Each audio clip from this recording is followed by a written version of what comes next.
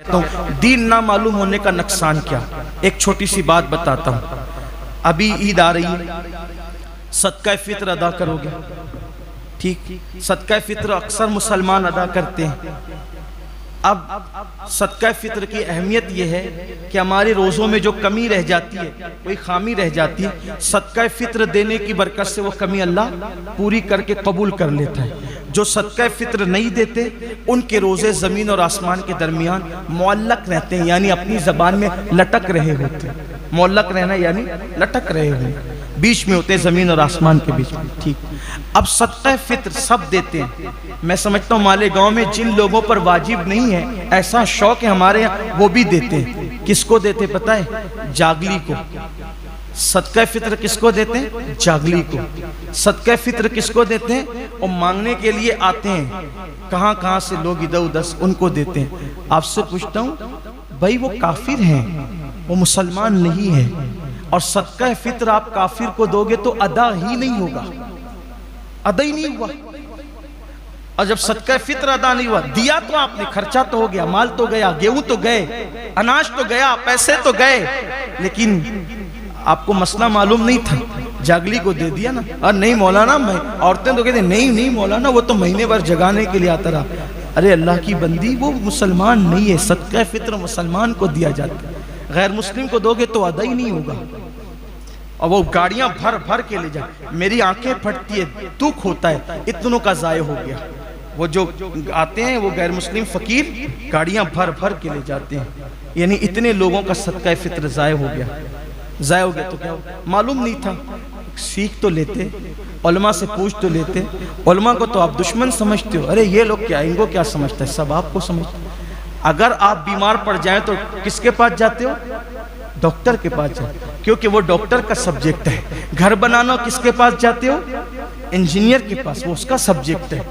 ٹھیک ہے، یہ نا ایسے ہی کرتے ہو نا. تو دینی مسائل اپنی مرضی سے کیوں پیدا کرتے ہو؟ اپنے پیٹ سے کیوں پیدا کرتے ہو؟ جب اپنا علاج خود نہیں کرتے، اپنا گھر خود اپنے ہاتھ سے نہیں بناتے، تو اپنے دین کے معاملات کیوں خود حل کرتے ہو؟ میں یہ نہیں کہہ رہا ہوں ہمارے پاس آؤ، آپ جس عالم کو پسند کرتے ہو وہاں جاؤ، ہمیں کوئی ضرورت ہی نہیں ہے.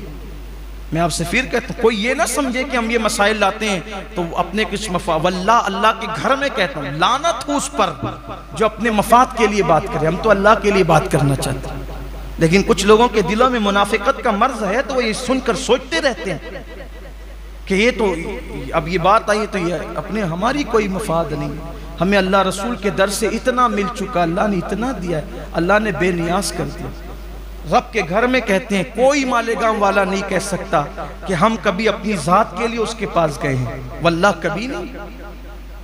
ہم تو اللہ کا شکر ہے، تحدیث نعمت کے لیے کہتا ہوں. جس کا کاروبار مجھے مشکوک نظر آتا ہے، میں تو اس کے گھر بھی جاتا ہوں تو پان منہ میں رکھ کر جاتا ہوں تاکہ اس کی چائے نہ پینی پڑے. اللہ رسول کا کرم ہے، ہم تو اتنے محتاط ہیں، اور اپنی ہوشیاری سے نہیں، اللہ کے کرم سے ہے. اپنے کوئی تقوی پرہیزگاری بتانا مقصود نہیں ہے. لیکن یہ جو باتیں کہی جاتی ہے، حق صرف لوجہ اللہ کہی جاتی ہے. مت دو کافروں کو، آپ کا صدقہ فطر ہی ادا نہیں ہوگا. بتاؤ لوگوں کو، دین پتہ نہیں ہے. اگر دینا ہے تو مدارس میں دو، دینا ہے تو غریبوں کو دو. نہیں مدرسے میں دینا ہے تو غریبوں کو دو، غریبوں تک پہنچاؤ. غریب ہے نا مالیگاؤں، میں نے بتایا نا، ایسے لوگ نہیں ہیں جو رمضان شریف کا پہلا روزہ چھوڑ سکتے ہیں سحری کے لیے پیسے نہ ہونے کی وجہ سے. اللہ ہمیں اس بارے میں پوچھے گا. دین سیکھ لو جتنا سیکھ سکتے ہو، علماء سے رشتہ بناؤ، مبلغین سے رابطہ بناؤ، دین سیکھ لو.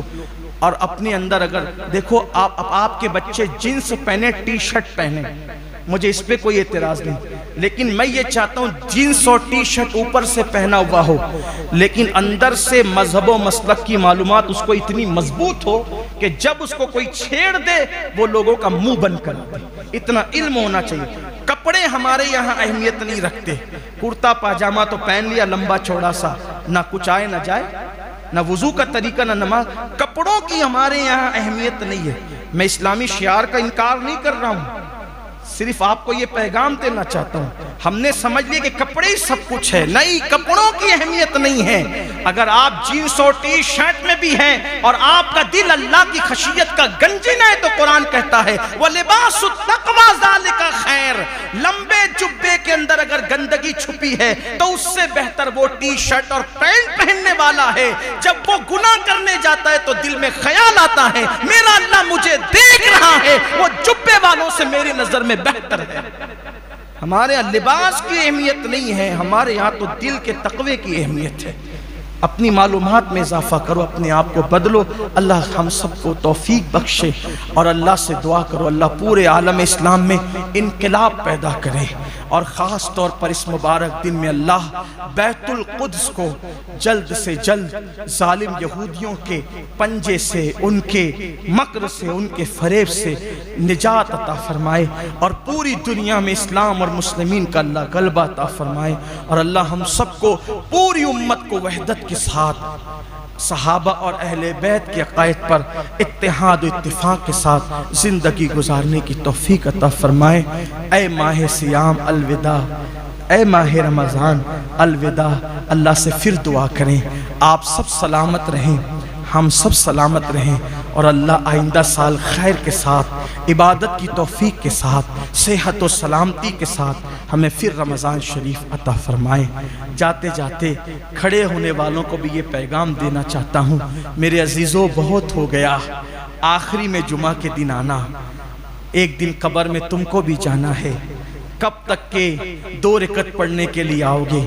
اتنے خود غرض ہو گئے تم لوگ، آخری میں آتے ہو خطبے کے ٹائم اور دعا بھی نہیں ہوتی اور بھاگنے لگتے ہو، کیوں آتے ہو؟ کوئی رو رہا تھا کہ آؤ چلو؟ کس نے بلایا؟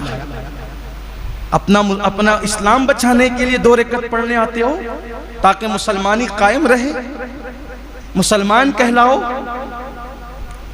فلموں میں جاؤ گے تو نمبر لگا لگا کر ٹکٹ نکالو گے، اور جمعہ کے دن 2 رکعت پڑھنے آؤ گے؟ خطبے تک وضو ہوتا رہے گا، خطبے تک وضو ہوتا رہے گا، اور ادھر سلام پھیرے کے بگ بگ بگ ایسے بھاگتے، جیسے اسکول کے بچے چھٹی ہونے کے بعد شریر بچے بھاگتے ہیں بستہ لے ایسے بھاگتے۔ کیوں آئے تھے بھائی مسجد میں؟ میری باتیں کڑوی لگے تو معاف کرنا، اللہ کے گھر میں آئے ہو، نہیں ہفتے بھر 5 وقت آتے ہو، ایک دن میں آتے ہو 2 رکعت پڑھ کے جاتے ہو، رسول اللہ کے دل پہ کیا گزرتی ہوگی؟ یہ میری امت ہے جن کے لیے پوری رات میں نے دعائیں کی، یہ فرض نماز کے بعد کی دعا تک نہیں کر سکتے، کیا ہو گیا ہمیں؟ فلموں کے لیے گھنٹوں پہلے سے جا کے بیٹھیں، اچھا یہاں سے جا کے کام کیا کرنا ہے؟ بیٹھ جانا ہے، بس ادھر ادھر اولا پاڑ کرنا ہے۔ اگر آپ کو سفر ہو، کوئی بیماری ہو، کوئی خاص کام ہو، ٹھیک ہے جائیں، بعد میں گھر پہ سنتیں پڑھ لے۔ جو مسجد میں سنتیں نہیں پڑھتے وہ گھر جا کے کیا پڑھنے انہیں؟ خدا کے لیے ایسا نہ کرو، ایک دن مرنا ہے، ہم آپ کے دشمن نہیں ہیں، ہمیں آپ کی قبر کی بھی فکر ہے۔